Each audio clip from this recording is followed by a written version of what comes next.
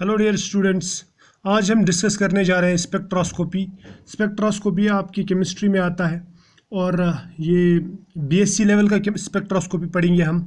लेकिन वीडियो शुरू करने से पहले मैं आप सबको बता दूं कि आप ये वीडियो 360 पिक्सल्स से ज़्यादा वाले पिक्सल्स में प्ले करना। तो सबसे पहले देखते हैं हम स्पेक्ट्रोस्कोपी क्या है। स्पेक्ट्रोस्कोपी को हम डिफाइन करते हैं, it is a branch of science which deal with the study of interaction of electromagnetic radiations with matter. अब ये इलेक्ट्रोमैग्नेटिक रेडिएशंस क्या है? इलेक्ट्रोमैग्नेटिक रेडिएशन एक एनर्जी का फॉर्म है। मैं आपको सिंपल सी बात बताता हूँ, सिंपल समझाने के लिए। आपने विजिबल लाइट नाम सुना है, देखते भी हम, ठीक है। इंफ्रारेड, माइक्रोवेव्स, इस तरह से कॉस्मिक रेज या गामा रेज, एक्स रेज वगैरह, all these are electromagnetic radiations. ये इलेक्ट्रोमैग्नेटिक रेडिएशंस है। अब ये इलेक्ट्रोमैग्नेटिक रेडिएशंस क्या है ये और ये किस तरह ट्रेवल करती हैं, सबसे पहले मैं आपको ये बताऊं। और इनको इलेक्ट्रोमैग्नेटिक रेडिएशंस क्यों कहते हैं? देखो, ये जो रेज है ना, जिनका मैंने अभी नाम लिया, ये actually in the form of wave चलती है ऐसे, ठीक है। यानी जो रेडिएशंस है ऐसे चलती हैं। और इन रेडिएशंस में दो तरह की फील्ड रहती है। एक रहता है इलेक्ट्रिक फील्ड और दूसरा जो फील्ड है वो मैं बताऊंगा आपको, वो इस तरह, इसके बिल्कुल इसका मैं समझा दूंगा आपको बिहेवियर। ये इस तरह का एक फील्ड रहता है, दूसरा फील्ड जो मैग्नेटिक फील्ड रहता है। समझ में आया? तो इसका मतलब इसमें दो फील्ड रहते हैं इन रेडिएशंस में। एक है इलेक्ट्रिक फील्ड और दूसरा जो है वो है मैग्नेटिक फील्ड। इसको मैं लिखूंगा M और E को लिखूंगा इलेक्ट्रिक फील्ड। ये दोनों फील्ड एक साथ चलते हैं, एक दूसरे के परपेंडिकुलर चलते हैं, एक ही डायरेक्शन में चलते हैं। यानी इनका डायरेक्शन ऑफ प्रोपगेशन में बोलूँगा। इन फील्ड्स का जो डायरेक्शन ऑफ प्रोपगेशन है, direction of propagation, direction of propagation मतलब यानी ट्रैवल कौन सी डायरेक्शन में कर रहे हैं, तो ये सेम रहता है। यानी एक ही डायरेक्शन में ये दोनों फील्ड एक साथ ट्रैवल करते हैं, लेकिन बिल्कुल एक दूसरे के परपेंडिकुलर। मान लीजिए ये अगर ऐसे ऊपर नीचे चलता है तो ये दाएं बाएं चलता है, ठीक है, ये दाएं बाएं चलता है। इलेक्ट्रिक फील्ड ऊपर नीचे, यानी ये अगर इस एक्सिस पे चल रहा है, ठीक है, लेकिन ट्रैवल इस डायरेक्शन में कर रहा है, ऊपर नीचे, जिस तरह वाटर की वेव चलती है ऊपर नीचे। तो इसी के साथ साथ में ये मैग्नेटिक फील्ड भी चलता है, लेकिन ये दाएं बाएं, जिस तरह सांप चलता है। मान लो पानी की एक वेव है, उसमें सांप भी चल रहा है, तो पानी कैसा चलेगा? पानी चलेगा ऐसे ऊपर नीचे, ऊपर नीचे, ऊपर नीचे, ठीक है। लेकिन सांप कैसे चलेगा? वो ऐसे चलेगा, दाएं बाएं, दाएं बाएं, ठीक है, वेव में चलेगा। तो ये दो वेव्स साथ में चलती है, एक इलेक्ट्रिक वेव और दूसरा मैग्नेटिक वेव। या मैं बोलूँगा इस वेव के दो कंपोनेंट है, एक है इलेक्ट्रिक कंपोनेंट और दूसरा है मैग्नेटिक कंपोनेंट। और मैटर के साथ में जो ज़्यादा इंटरेक्ट करता है वो करता है इलेक्ट्रिक कंपोनेंट। समझ में आया? इसीलिए हम ज़्यादा इलेक्ट्रिक कंपोनेंट पे ही ध्यान देते हैं। और अगर इस इलेक्ट्रोमैग्नेटिक रेडिएशन को अच्छी तरह से समझना है, इसके कैरेक्टरिस्टिक्स समझने हैं, फिर हमें दो में से एक वेव सिलेक्ट करनी पड़ेगी। चलो हम इलेक्ट्रिक वेव सिलेक्ट करते हैं और इस वेव का नेचर वगैरह जानते हैं, ये किस तरह चलती है, ठीक है। चलो, ये बनाया मैंने ऐसे, तो आपको जनरली बुक्स में इस तरह की वेव दिखाई देगी। हालांकि इसमें दो फील्ड रहते हैं, लेकिन हम समझने के लिए सिर्फ एक ही फील्ड दिखाते हैं। समझ में आया? और ये जो इलेक्ट्रोमैग्नेटिक रेडिएशन है, इसका वेलोसिटी, यानी इलेक्ट्रिक और मैग्नेटिक कंपोनेंट साथ में चलते हैं, इसका वेलोसिटी ऑफ लाइट आपने सुना होगा 3 × 10⁸ मीटर पर सेकंड। ये कांस्टेंट वेलोसिटी से चलता है, ठीक है। तो फिलहाल मैं आपको इतना बता दूं। और सबसे पहले जो हम बात करेंगे वो करेंगे इस वेव में इसके कैरेक्टरिस्टिक्स की। मतलब इस वेव में कौन सी चीज़ क्या रहती है और किस चीज़ पे एनर्जी वगैरह डिपेंड करती है। देखो, आपने वेव्स पढ़े होंगे। वेव्स तो आपके 11th-12th क्लास में भी आती है, लेकिन यहाँ पे हम थोड़ा सा इसको रिवाइज करते हैं। जो भी एक वेव बनती है उस वेव में क्या रहता है, उसमें एक ऐसा upward displacement, downward displacement, upward downward. ये अपवर्ड जो डिस्प्लेसमेंट है इसको हम बोलते हैं क्रेस्ट।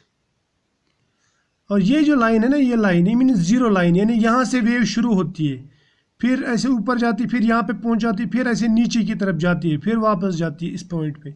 इसको मैं बोलूँगा जीरो पॉइंट, ठीक है। और ऊपर वाला डिस्प्लेसमेंट जो है, ऊपर वाला जो ऐसे ये ऐसे दिखा रहा है हम्प, इसको मैं बोलता हूँ क्रेस्ट। और नीचे वाले डिस्प्लेसमेंट को, इस डिस्प्लेसमेंट को बोलूँगा मैं ट्रफ। तो मैं ऐसा कह सकता हूँ कि जो वेव रहती है वो ऑल्टरनेट क्रेस्ट और ट्रफ की बनी हुई रहती है। समझ में आया? अब इस क्रेस्ट में या इस ट्रफ में जो मैक्सिमम डिस्प्लेसमेंट होता है, यानी इस जीरो पॉइंट से सबसे ज़्यादा दूरी जहाँ पे आती है, तो वो इस पीक पे आती है, इस पीक पे आती है, इस पीक पे आती है। क्लियर? तो इस मैक्सिमम डिस्प्लेसमेंट को हम कहते हैं एम्पलीट्यूड। क्या कहते हैं? एम्पलीट्यूड। इसको हम ए से दिखाते हैं और कहीं कहीं पे आपको ये साई से भी देखने को मिलेगा। ठीक है, ये होगा एम्पलीट्यूड। अब और एक बात, अब ये मान लीजिए ये एक क्रस्ट है और ये एक ट्रफ है। अगर आप एक क्रस्ट और एक ट्रफ मिला देंगी, ये बना दिया मैंने यहाँ पे, आप इनको अगर मिला दोगी, आप इनको ऐसे बोल सकते हैं, ये मान लो एक क्रस्ट है, ये एक ट्रफ है, ये ऐसा एक साइकिल बन गया, गोल सर्कल, इसको बोलते हैं साइकिल। तो one crust plus one trough, मैं बोलूँगा one crust plus one trough, that is equal one cycle. Clear? और वन साइकिल को ही हम बोलते हैं वन वेव। ये समझ में आया? ये दिमाग में बिठा देना है, ठीक है। अब यहाँ पे देखो, इस साइकिल का यानी एक क्रस्ट और एक ट्रफ का पूरा जो लेंथ है, एक वेव का पूरा लेंथ, इसको बोलते हैं वेव लेंथ। क्या बोलते हैं? Wave length. वेव लेंथ को दिखाते हैं हम लैम्डा से, वेव लेंथ, इसको दिखाते हैं हम लैम्डा से। अब आपको दूसरी भी डेफिनेशन मिलेगी।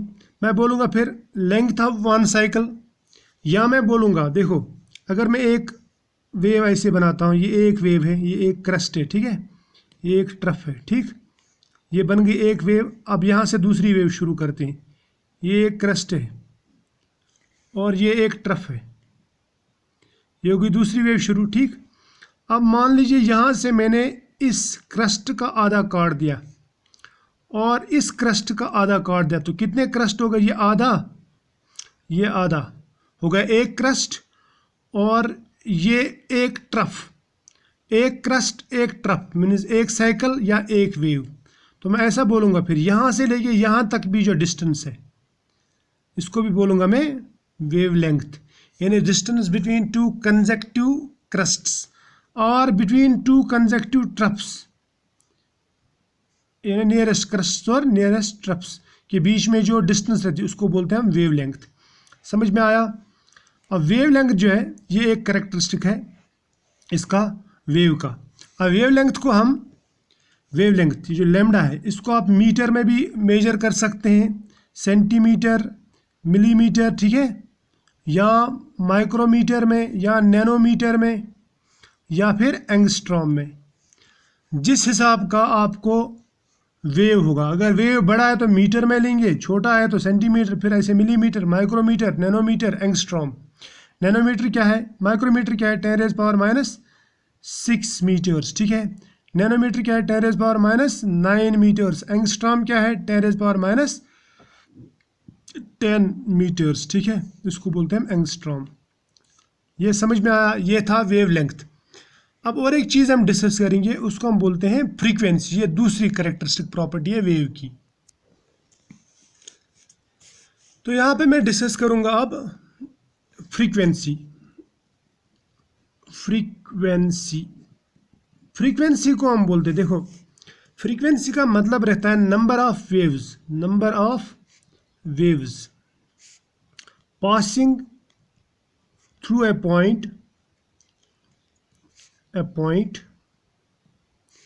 पर सेकंड, ठीक है।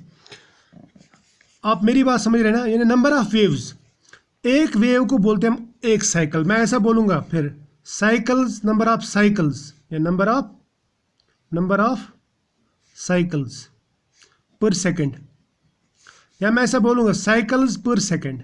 ठीक है, साइकिल्स पर सेकंड जो है ये है फ्रीक्वेंसी। अब साइकिल क्या है? साइकिल मीन्स एक वेव का साइकिल, एक पूरी वेव। समझ में आया? अब सपोज एक पॉइंट है यहाँ पे, इस पॉइंट पे मैं काउंट कर रहा हूँ कि कितनी वेव्स जा रही है। समझ में आया? मान लीजिए ये एक वेव है, ये इस पॉइंट के थ्रू जा रही है। ठीक है, ये दूसरी वेव है, इस पॉइंट के थ्रू जा रही है। ठीक है, अब ये वेव अगर आप देखेंगे, इसका जो लेंथ है, वेव लेंथ है, यानी साइकिल का जो लेंथ है वो बड़ा है, क्योंकि ये बड़े बड़े ऐसे वेव्स बनाता है। ये यहाँ से लेके यहाँ तक एक वेव, यहाँ से लेके यहाँ तक एक वेव, जबकि इसमें अगर आप देखेंगे इसमें छोटे छोटे वेव्स बनते हैं। या मैं ऐसा बोलूँगा, इसका वेव लेंथ ज़्यादा है, इसका वेव लेंथ कम है, तो इस वेव को इस पॉइंट के थ्रू पास होने में टाइम लगेगा, तो नंबर ऑफ वेव्स यहाँ से पास कम होंगी, क्योंकि वेलोसिटी सबका बराबर है, सेम है, कांस्टेंट वेलोसिटी जो मैंने पहले ही कहा। अब ये वेव लेते हैं, ये वेव जो है ये ऐसे फास्ट जा रही है। क्यों फास्ट जाएगी? क्योंकि ये छोटी छोटी, तो ज़्यादा से ज़्यादा वेव्स इस पॉइंट के थ्रू पास होंगी। समझ में आना? सो नंबर ऑफ वेव्स जो होगा, नंबर ऑफ वेव्स पर सेकंड, वो यहाँ पे ज़्यादा होगा और यहाँ पे कम होगा। तो मैं फिर ऐसा कह सकता हूँ कि यहाँ पे जो फ्रीक्वेंसी को दिखाते हैं म्यू से। कैसे दिखाते हैं? म्यू से। म्यू जो है फ्रीक्वेंसी, यहाँ का कम होगा और यहाँ का जो फ्रीक्वेंसी है वो ज़्यादा है।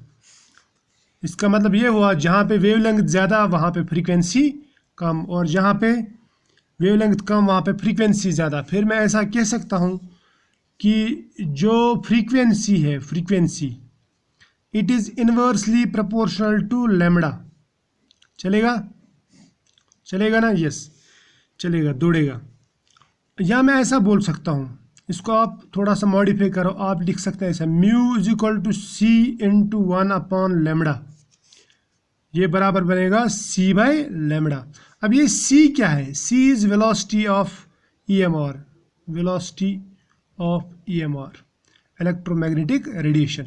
और इलेक्ट्रोमैग्नेटिक रेडिएशन का जो वेलोसिटी है वो हमने कहा कि कांस्टेंट रहता है। इसके बारे में बात भी करेंगे बाद में।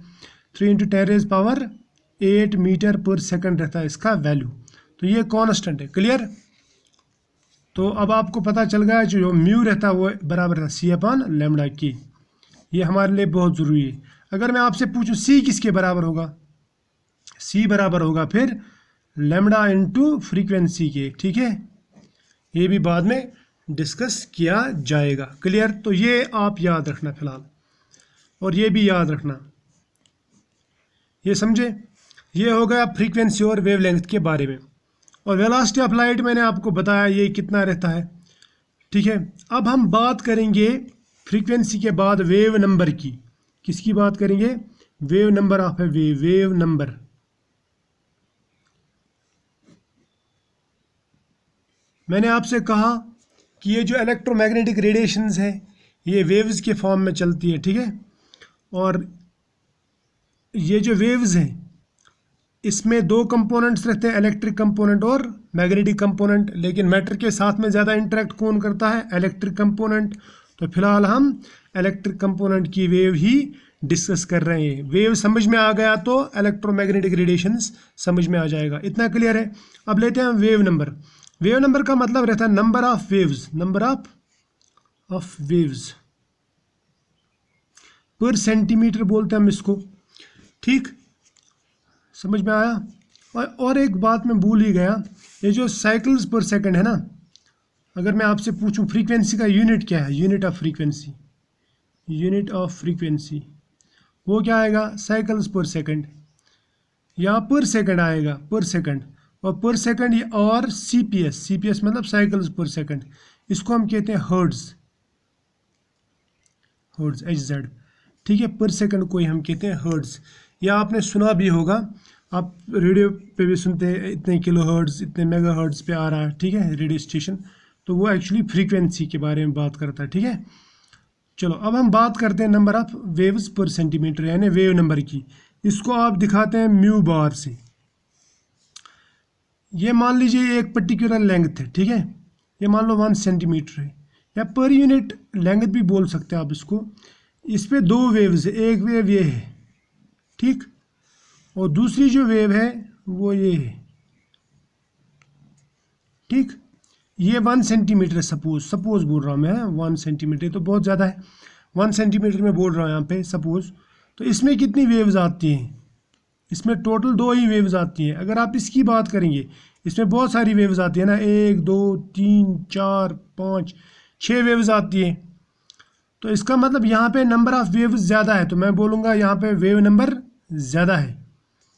यहाँ पे नंबर ऑफ वेव्स कम है, तो यहाँ पे वेव नंबर फिर कम है, ठीक है। अब मैं अगर इनकी सपोज ये वेव्स जो है ये इस पॉइंट के थ्रू में पास करा रहा हूँ, तो सबसे ज़्यादा वेव्स पर सेकंड पास कौन होंगी? क्योंकि इनकी वेलोसिटी सेम है, ये वेव्स ज़्यादा पास होंगी, है ना, ये कम पास होंगी। तो मैं फिर ऐसा बोलूँगा, यहाँ पे फ्रीक्वेंसी म्यू से दिखाते हैं, वेव नंबर म्यू बार से दिखाते हैं। फ्रीक्वेंसी यहाँ पे कम होगा, यहाँ पे फ्रीक्वेंसी ज़्यादा होगा, क्योंकि यहाँ पे नंबर ऑफ वेव्स ज़्यादा होंगी। अगर आप वेवलेंथ की बात करेंगे, वेवलेंथ इन वेव्स का ज़्यादा है ना, यहाँ पे वेवलेंथ लैम्डा ज़्यादा है और यहाँ पे लैम्डा कम है, ठीक है। ये जो वेव नंबर रहता है ना, वेव नंबर, ये हम देखते हैं किसके बराबर रहता है।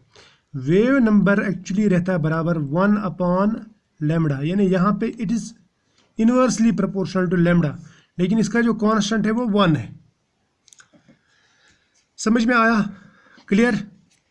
और हमने वहाँ देखा था frequency is equal to c/λ, या मैं बोलूँगा it is equal to c into 1/λ, लेकिन 1/λ किसके बराबर है? म्यू बार के बराबर। तो फ्रीक्वेंसी और म्यू बार के क्या रिलेशन बनेगा? c mu bar. क्लियर? तो फ्रीक्वेंसी बराबर रहता है c म्यू बार की। क्लियर? क्योंकि म्यू बार 1/λ के बराबर रहता है और फ्रीक्वेंसी बराबर रहता है c/λ, जो हमने ऊपर डिस्कस किया। ये देखो यहाँ पे डिस्कस किया। और c/λ को हम ऐसे भी लिख सकते हैं, c इंटू 1/λ यानी c इंटू म्यू बार। यहाँ तक क्लियर है ये? चलो अब बात करेंगे हम टाइम पीरियड की। किसकी बात करेंगे? टाइम पीरियड की। समझ में आया? अब टाइम पीरियड क्या है? Time period means time taken by wave for one complete oscillation, यानी एक साइकिल में कितना टाइम लगता है मैं बोलूँगा, या एक वेव को कितना टाइम लगता है पास होने में। क्लियर? तो ये इस पे बात करेंगे। ये जो टाइम पीरियड है ना, it is inversely proportional to frequency, मैं बोलूँगा इट इज़ 1/फ्रीक्वेंसी, it is inversely proportional to frequency, और इसका जो कांस्टेंट रहता है प्रोपोर्शनलिटी कांस्टेंट, वो 1 के बराबर रहता है। ठीक है, समझ में आया? तो ये है टाइम पीरियड, इतना क्लियर है। हालांकि इसकी ज़्यादा यहाँ पे हमें स्पेक्ट्रोस्कोप में ज़्यादा ज़रूरत नहीं पड़ती, लेकिन फिर भी दिमाग में बिठा देना। तो अब आपको क्या पता चला? Time period is inversely proportional to frequency, है ना। तो अब ये पता चला कि जहाँ पे फ्रीक्वेंसी ज़्यादा है वहाँ पे टाइम पीरियड कम होगा। वेवलेंथ का क्या होगा? वेवलेंथ भी कम होगा, लेकिन वेव नंबर ज़्यादा होगा। अब इसका मतलब ये जो दोनों है ना, ये एक जैसे जो दिखते हैं, ये दोनों जब ज़्यादा होंगे तो ये दोनों कम होंगे, ये भी एक जैसे ही दिखते हैं ना। क्लियर? तो जब फ्रीक्वेंसी और वेव नंबर ज़्यादा रहता तब टाइम पीरियड और वेवलेंथ कम रहता है, और अगर टाइम पीरियड वेवलेंथ ज़्यादा रहा तो फ्रीक्वेंसी कम रहेगा। क्लियर? तो ये दिमाग में बिठा देना है। ये क्लियर होगा यहाँ तक? बहुत ही ईजी है ना, कोई इसमें बड़ा मसला नहीं है। ठीक, अब हम बात करते हैं एनर्जी की। देखो एनर्जी की बात करेंगे। एनर्जी जो रहता है it is directly proportional to frequency, क्योंकि फ्रीक्वेंसी ज़्यादा होगी तो वेव्स ज़्यादा पास होंगे, वेव्स ज़्यादा पास होंगे तो एनर्जी ज़्यादा होगी। या मैं ऐसा बोलूँगा कि E is equal to H mu. समझ में आया? और जो H है इसको बोलते हैं प्लैंक्स कांस्टेंट। क्या बोलते हैं? Planck's constant. प्लैंक्स कांस्टेंट किसके बराबर रहता है? शाबाश, बोलो। हाँ बोलो। 6.6 इंटू 10⁻⁻34 जूल सेकंड के बराबर रहता है। समझ में आया? ये है इसका जूल सेकंड क्यों है यूनिट? देखो एच जो है ना, इसको अगर आप लिखेंगे, ये आप लिखेंगे बराबर it is equal H by mu, ठीक। और इसका जूल है और इसका पर सेकंड है ना, पर सेकंड को ऊपर ले जाइए, बन जाएगा जूल सेकंड, ये इसका यूनिट आ गया, ठीक। तो ये ध्यान में रखना, बहुत सारे स्टूडेंट्स कंफ्यूज हो जाते हैं, वो लिखते हैं जूल पर सेकंड। तो 6.6 लिख देना आप, इंटू 10⁻³ -34 जूल सेकंड लिख देना इसका यूनिट। किसका यूनिट? प्लैंक्स, सॉरी यूनिट नहीं, इसका वैल्यू रहता है, प्लैंक्स कांस्टेंट का वैल्यू, ठीक है। अब इसके बाद में मैंने अभी आपसे डिस्कस किया था जो फ्रीक्वेंसी रहता है, frequency is equal to C upon lambda, ये भी हमने देखा था, या it is equal to C mu bar, C mu bar के बराबर रहता है ना। तो इस हिसाब से अगर आप देखेंगे, आप लिखेंगे E is equal to H mu, है ना। म्यू के बदले में लिख सकते हैं आप फिर एच सी अपॉन लैम्डा, है ना, या एच सी म्यू बार। तो ये जो है ना, ये वैल्यूज़ आप दिमाग में रख लेना, ये हमें काम में आएंगे। और ये जो एनर्जी है, यानी E is equal to H mu, H mu अगर सिंगल है यानी 1 एच म्यू, इसको बोलते हैं energy of 1 photon. 1 photon, photon means quantum of, it means quantum of light. Quantum of light का मतलब क्या रहता है? यानी packet of light, packet of light.